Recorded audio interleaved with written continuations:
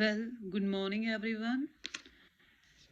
I'm Rimi from the SST department. Student, today we will start our new chapter number 11, The Word of Growing Knowledge. संसार जो कि जिसमें ज्ञान बढ़ रहा है, ठीक है, उसके बारे में हम पढ़ेंगे. इन दिस लेसन, इस चैप्टर में आप क्या सीखेंगे?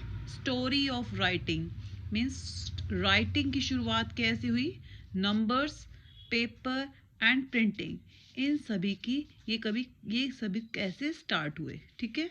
एंड द स्क्रिप्ट क्या होता है? Style of writing for visually impaired. Okay, these things we will read about in this chapter. So let's start.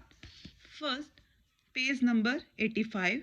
The people in early times used the language of signs to communicate with each other. पुराने ज़माने में लोग एक दूसरे से बातचीत करने के लिए चिन्हों की भाषा का इस्तेमाल करते थे. Sometimes while trying to exchange their ideas, कई बार अपने विचारों को आदान प्रदान करने की कोशिश के लिए they made some sounds, वो कुछ चिन्ह बनाते थे, कुछ ध्वनियाँ निकालते थे. Some of these sounds came to have special meaning. इनमें से कुछ ध्वनियों का कुछ स्पेशल अर्थ था.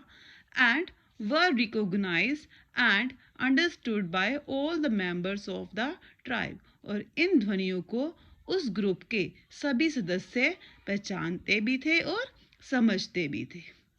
These became words, ये शब्द बन गए बाद में. एंड इन दिस वे, और इस ढंग से द लैंग्वेज डेवलप, भाषा का विकास हो गया. Gradually people were able to express themselves through spoken words. आम तौर में लोग अपने आप को एक्सप्रेस करने के लिए कुछ शब्द बोलते थे, ठीक है. They passed in their hard earned knowledge orally from one generation to another. वे इस तरह से अपने मेहनत से कमाया हुआ ज्ञान एक पीढ़ी से दूसरे पीढ़ी तक बोलकर बताते थे. But people still did not know how to read और राइट. फिर भी लोगों को पढ़ना और लिखना नहीं आता था. Gradually the knowledge grew so much, धीरे धीरे नॉलेज ज्ञान बढ़ा, ठीक है. That it was not possible to memorize it. अब इतना बढ़ गया कि इसे याद रखना संभव नहीं था. बोलते तो थे लेकिन अब वो कैसे इतना सारा मटेरियल याद रखते. People started feeling the need for recording this knowledge and communicating with others. लोगों ने अब यह महसूस करना शुरू कर दिया कि वो इस ज्ञान की रिकॉर्डिंग करें एंड कम्युनिकेटिंग, और दूसरों से फिर बातचीत कर सकें. This was the beginning of writing. ये राइटिंग की शुरुआत थी. The story of writing now कैसे स्टार्ट हुआ? In their attempt to communicate with each other, दूसरों से बात करने के लिए, and to record their thoughts, और उनके थॉट्स को, उनके विचारों को रिकॉर्ड के लिए, people began to draw picture, लोगों ने पिक्चर, चित्र बनाने शुरू कर दिए चीज़ों के. They came across in their daily life, जो उनकी डेली लाइफ में चीज़ें आती थी उनके, अब लोगों ने क्या कर दी? पिक्चरें बनानी शुरू कर दी. The painting found in the ancient cave. ये जो चित्र हैं, ये पेंटिंग्स आपको पुरानी गुफाओं में देखने को मिलती हैं. Specially those of hunting scene. कौन इसमें से स्पेशल ही है? हंटिंग सीन्स हैं. एंड एनिमल्स की दे केम अक्रॉस, जो उनकी लाइफ में थे. Tell us much about the way those people lived, और ये हमें बताते हैं कि वो लोग किस तरह की जिंदगी जीते थे. Writing came into being about 5000 year ago. Writing बेटा आज से 5,000 वर्ष पहले बनी थी. The earliest writing tried by different people. जो पुराने ज़माने की राइटिंग थी उसे कई लोगों ने ट्राई किया. Were mainly pictorial in form. वो कैसी थी? चित्रों के रूप में थी, चित्र बनाते थे लोग. Gradually the pictures were simplified. धीरे धीरे पिक्चरों को सिंप्लीफाई किया गया एंड मेड मोर सिंबॉलिक, और उसे ज़्यादा सिंबॉलिक बना दिया, मीन्स सिंबल्स के रूप में, चिन्हों के रूप में बना दिया, ताकि उसे लोग रीड आउट कर सके। डिफरेंट साइन फॉर वर्ड्स, अलग अलग चिन्ह अलग अलग शब्दों के लिए थे। And sounds gave birth to alphabets, और साउंड्स ने किसको जन्म दिया, ध्वनियों ने अल्फ़ाबेट्स को जन्म दिया। The earliest non script was devised by the Sumerians in Mesopotamia around 4000 BC।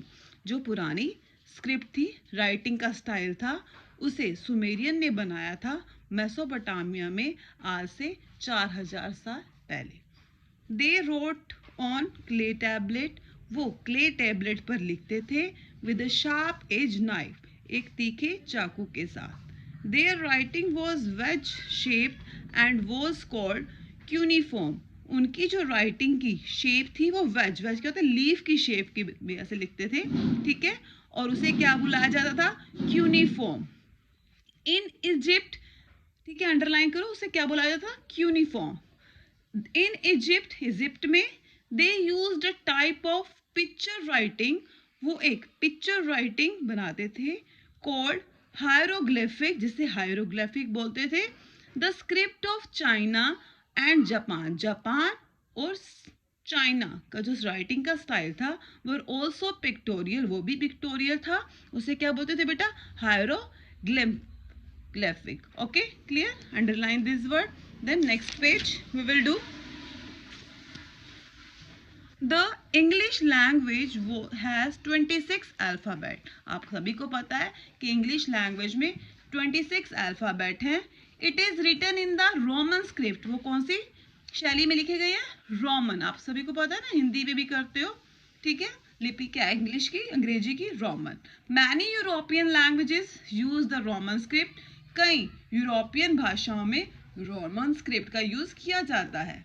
The oldest script in India, सबसे पुरानी जो शैली है इंडिया की, वो कहाँ मिलती है, ऑन द सील, सील्स में, in the remains of the Indus valley civilization, ठीक है, जो कि इंडस वैली सभ्यता की है।